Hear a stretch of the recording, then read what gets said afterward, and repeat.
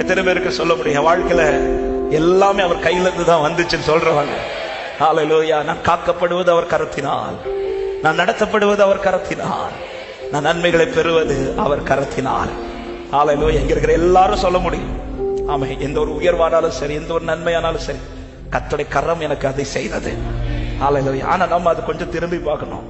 நான் நேசிச்சதுனால அதை செஞ்சாரா, இல்ல அவர் நேசிச்சு செஞ்சாரா?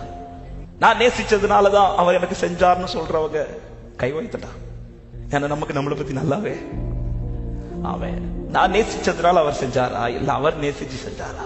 என் வாழ்க்கையில அவன் நான் தைரியமா சொல்லுவேன், நான் நேசிச்சதுனால அல்ல இன்று நான் இந்த நிலையில் இருப்பது, அவர் நேசிச்சதுனால. அவர் நேசிச்சதுனால, அவர் என் மேல வச்ச நேசத்துல இவ்வளவு செய்வார்னா நான் அவரை நேசிச்சேன். ஹல்லேலூயா. அவன் எவ்வளவு நன்மைகள், எவ்வளவு நன்மைகள். ஒவ்வொரு நாட்களிலும் பிரியாமல் கடைசி வரை, ஒவ்வொரு நிமிடமும் கிருபையா நடத்திடுமே.